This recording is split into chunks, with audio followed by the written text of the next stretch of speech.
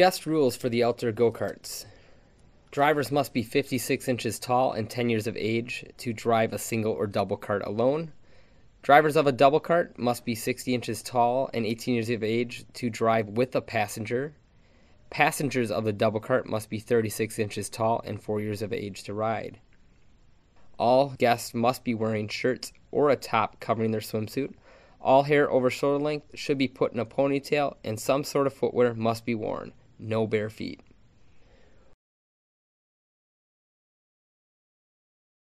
Whenever you are starting a cart, gloves must be worn at all times. To start the carts, you must turn on the go-karts first with the on-off switch. After you have turned on that switch, you will bring the choke all the way towards you. You will then need to pull on the ripcord to start the cart just like a lawnmower. Once it has started, you will need to push that choke towards the seat. If you're having problems getting the cart started and it will not start with this approach, you can pull the throttle towards you while you pull on the cord. This approach works better when using two guides, though. When pulling on the throttle, be mindful that cart will go forward, so keep your hands on the cart so the cart does not move forward. Guests should be loaded in the appropriate rows of carts and should be directed to either a single or double cart depending on what they have purchased. There are 3 rows of carts. After the guests have gone to the carts, it is you, the operator's responsibility, to check each seatbelt of each driver and or passenger of every cart that has been loaded. You should be ensuring that both straps are over the shoulders and that the bottom buckle is placed by the belly button and is snug. All straps can be adjusted by pulling down to tighten and pulling up to loosen. All seatbelts must be worn over the shoulders and snug. The seatbelt buckle should be placed around the belly button and should never be up high around the collarbone. Single carts have the gas pedal and brake pedal on the right side of the carts. The double carts, although, have the gas pedal as your right foot and the brake pedal is a left foot. Please ensure that you go over the pedals with the participants, especially the younger ones.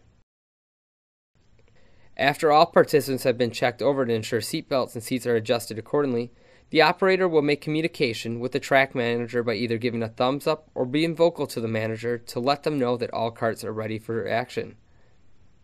Once the thumbs up has been given, your track manager will play the rules which come over the loudspeaker. While these rules are being played, one guide should be going over to the chair spot and the other guide should be going to the secondary spot.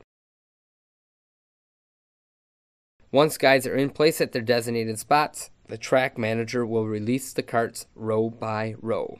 At your designated spots on the track, it is your responsibility to keep a safe track. Always be scanning. If there is an accident, you must make communication with the track manager to stop all carts by the two-way radio. If that track manager cannot hear you on the radio, you can make an X with your hands and ensure the track manager sees you.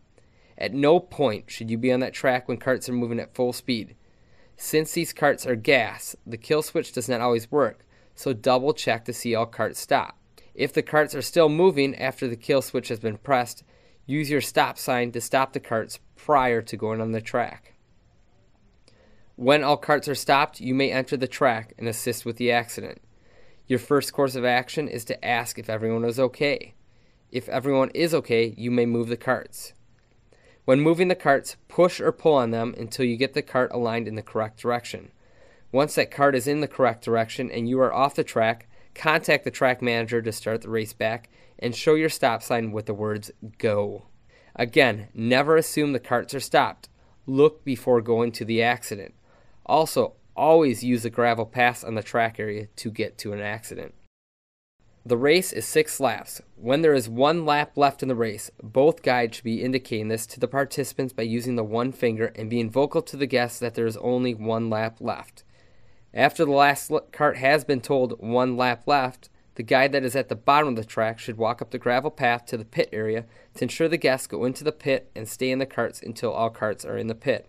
Once all carts are in the pit, they should be instructed to stand up and exit towards the rear. Overview and review points. Gloves must be worn when starting a cart or moving a cart. Check seatbelts and seats to ensure all guests are buckled up and can reach the pedals. Never be on the track when carts are moving.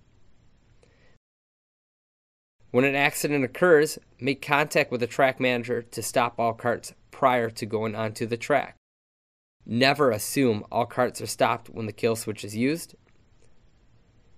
Use gravel paths when going to your spot or when going to an accident. Again, you are the most dangerous person on the go-kart track.